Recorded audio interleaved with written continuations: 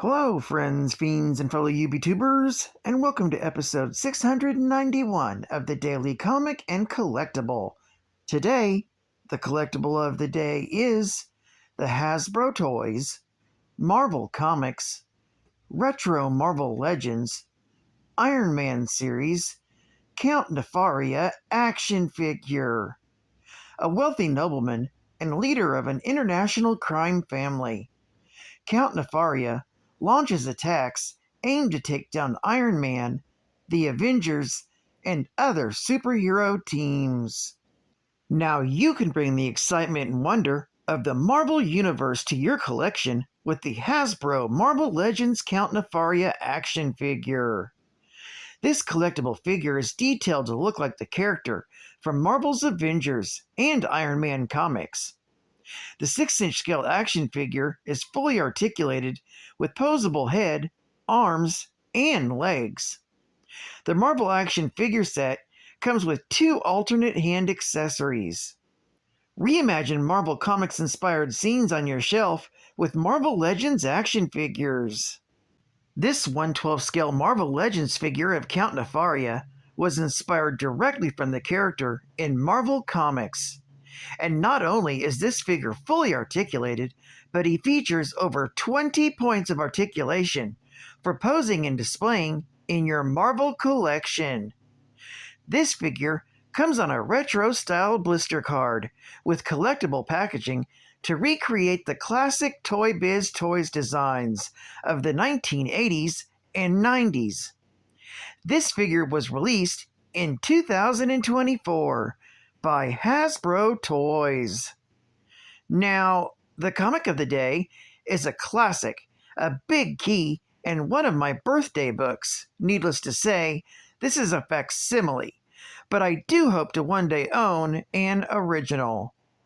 The comic is Uncanny X-Men, Volume 1, Issue number 94, with a cover date of August 1975, with story by Chris Claremont and Len Wein, art by Dave Cockrum, and cover by Dave Cockrum.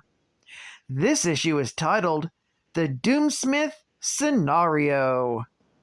The story opens with Professor X congratulating the assembled X-Men, old and new, on the success of their recent mission. He also wants to talk to them about the future and asks all the new members to remain on a permanent basis. Most of them agree, some hesitantly. When Banshee is asked to stay, he confesses his concern that he's too old for the team of young heroes. But he accepts the challenge anyhow. However, Sunfire refuses to be a part of a long-term team and immediately leaves. Unexpectedly, most of the original team, Marvel Girl, Iceman, Angel, Lorna Dane, and Havoc, all opt to go their own ways as well. Of the original team, only Cyclops agrees to stay on, even though Jean pleads for Scott to leave with her. The next morning, Cyclops informs Jean that he loves her, but he is staying. She tells him she loves him too, but still leaves, along with the rest of the old team regardlessly. Soon, Cyclops introduces the new team to the Danger Room, the school's combat training facility, for the first session. Hot-headed Thunderbird dismisses training as unnecessary. He enters the room confident that he will quickly best its challenges. However, he gets only a few seconds through a workout routine before he's flung out the door. Over the next few days, Cyclops uses the Danger Room to train the new X-Men extremely hard. During one session, Thunderbird's leg is grazed by a laser beam. Cyclops calls him out for being careless and tells him how he could have lost his leg if the laser was on full power. Thunderbird, though, pushes back against Cyclops' leadership until Xavier telepathically intervenes and breaks up their fight. Meanwhile, in the mountainous area of Colorado, a helicopter flies near the Cheyenne Mountain, where the command center for NORAD is located. In the base's war room, a package is brought to Officer Joe Harris. Upon opening it, Harris activates a teleport portal from which 5 odd-looking beings, the Animen, emerge. The Animen suddenly attack and quickly overcome the war room's personnel. More soldiers arrive, and the battle continues on until the Animen have overcome all resistance. Their leader is revealed to be Count Nefaria. He reminisces to his Animen about how he and his last group of criminals were captured by the X-Men. He also recounts how he engineered these new beings with the help of the Magia scientists, and says that he will use them to take his revenge upon the world. Meanwhile, back in upstate New York, Cyclops confides in Nightcrawler how he regrets his interactions with Thunderbird.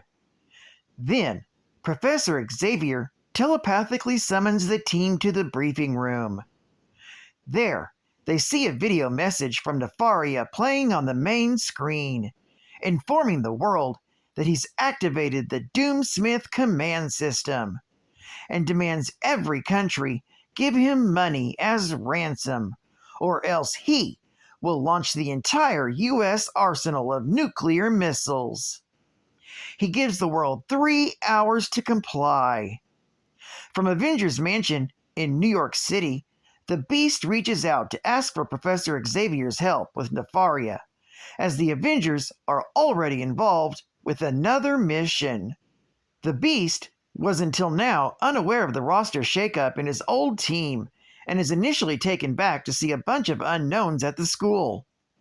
The X-Men, though, accept the mission. Cyclops orders Thunderbird to stay behind as he's still recovering from his leg wound, but Thunderbird insists to be allowed. However, Professor X overrules Cyclops, and Thunderbird goes along with the team. Upon reaching the Cheyenne Mountain airspace, the X-Men Stratojet is met by the Air Force. Cyclops informs them that they're taking the Avengers' place in the fight. However, they are then told to contact Lieutenant General Fredericks. Even though he's reluctant to trust them, Fredericks grants them official access to the base. As the X-Men fly towards the base, Nefaria detects their jet and fires 3 SAM missiles at them. Cyclops maneuvers the jet around the mountain in an attempt to shake the missiles, but one gets through and strikes the jet, and Cyclops hits the eject switch. The X-Men break away in the escape pod. However, Nefaria fires sonic disruptors at the escape pod, and it is disintegrated. The X-Men survive, but are left in freefall, miles above the ground. This story is continued in the Uncanny X-Men, issue number 95. Geek Fact: this is a major key issue, featuring the first new X-Men story following 5 years of reprints. It's the second team appearance of the X-Men that debuted in the Giant-Size X-Men, issue number 1. It's the second appearance of Storm, Nightcrawler, Colossus, and Thunderbird, the fourth appearance of Wolverine, the first appearance of Dragonfly. It's the beginning of Chris Claremont's 16-year consecutive run on the title, ending with Uncanny X-Men, issue number 279. And finally, many resources refer to this as the second full appearance of Wolverine, and Hulk 182 as a second cameo appearance. Don't shoot the messenger. I'm just the geek factor. Bonus geek fact: this issue marks a milestone for the series as it dramatically changes the cast for the first time. Marvel Girl, Angel, Iceman, Havoc, and Lorna Dane quit the X-Men in this issue, while Cyclops remains to lead the new team, previously introduced in Giant Size X-Men, issue number 1. And Professor X also remains as the X-Men's mentor. Classic X-Men, issue number 1, explains why Jean leaves the team, even though Scott, her boyfriend, stays. Marvel Hostess Heroes. Captain Marvel in The Big Bang! Calling Captain Marvel. This is Spaceship 49. We have intercepted a message from Nitro headquarters.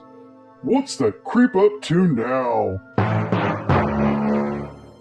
The message reveals a plot for a big blow-up, the biggest yet. Must be an attack on Fort Knox. Nope, that's not it. Either way, I'll have to set a trap.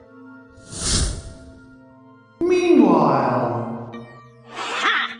I'll blow myself a hole in the middle of the ocean so big, it'll flood the world. Nitro, look! Captain Marvel is escorting that ship! Must be carrying valuable cargo. Let's follow him first. Look! The side of the mountain's opening up! And Marvel's turning back. The ship was probably on remote control. Let's capture that ship and get the treasure. Oh, they're taking the bait. later inside the mountain. We've got enough Hostess Twinkies to last a month. Wow! Golden sponge cake with creamy filling inside. That will keep Nitro busy for a while. I knew he'd get a big bang out of Hostess Twinkies. Now to blast his headquarters. Mmm. Chomp, chomp! You get a big delight in every bite of Hostess Twinkies. And final geek fact. Count Lucino Nefaria was the descendant of a long line of Italian noblemen, and he inherited a vast fortune. Nefaria was also a man of unusual contradictions. He was conservative in many of his tastes and attitudes, and therefore dressed in the fashions Italian noblemen wore much earlier in this century. On the other hand, Nefaria was fascinated with technological advances, and throughout his life commissioned scientists to create inventions that were far in advance of contemporary science. Nefaria also greatly valued his family tradition of utter respectability, yet his lust for even greater wealth and power led him to become a powerful figure in the Magia, the notorious international crime syndicate which has its origins in southern Europe, but included no noblemen. As a young man, Nefaria quickly made himself a powerful force in the Magia through the offerings of large sums of money to established magioso. The financing of major criminal operations for the Magia in return for shares of power, the advanced weaponry his scientists devised for him, and his own immense talent for criminal strategy. Count Nefaria's wife, Renata, died in childbirth. He sent his newborn daughter, Giulietta, to the U.S. to be adopted by the Frost family in order to give her a good life, and partially because he had preferred a male heir instead. In their case, she was given the identity Whitney Frost.